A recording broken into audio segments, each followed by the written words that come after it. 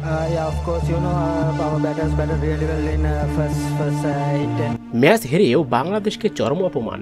হৃদয় মোস্তাফিজকে নিয়ে কি বললেন হাসারাঙ্গা? বিস্তারিত জানুন দর্শক পুরো ভিডিও জুড়ে।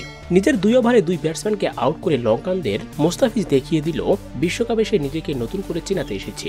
বাংলাদেশ শ্রীলঙ্কার মধ্যকার হাই ভোল্টেজ ম্যাচটিতে টসে জিতে প্রথমে ফিল্ডিং এর সিদ্ধান্ত নেয় বাংলাদেশ।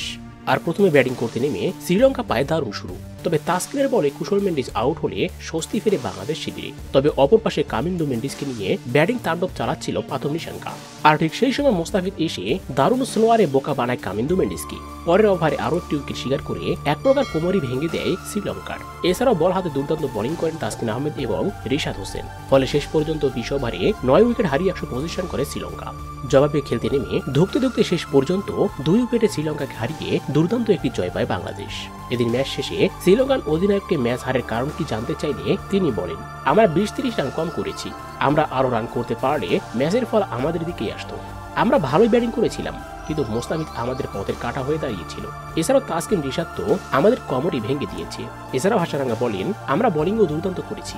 একটা সময় মনে হচ্ছিল আমরা জিতে যাব, কিন্তু তাওহিদ হৃদয়ের এমন দুর্দান্ত ব্যাটিং আর বুড়ো মাহমুদুল্লাহর এমন ফিনিশিং এ ম্যাচটাতে হেরে যাব তা আমি ভাবতেও পারিনি। তবে বাংলাদেশকে আমরা দেখে নেব, যদি কোনো সমীকরণে সুপার 8 খেলতে পারি। তো দর্শক, ম্যাচ হারের পর বাংলাদেশকে নিয়ে ওয়ানিন্দু হাসারাঙ্গার এমন মন্তব্য আপনারা কিভাবে দেখছেন অবশ্যই কমেন্ট করে জানিয়ে দিন। এ নিয়ে আপনার মূল্যবান মতামতটি ভিডিওর কমেন্ট বক্সে। ধন্যবাদ।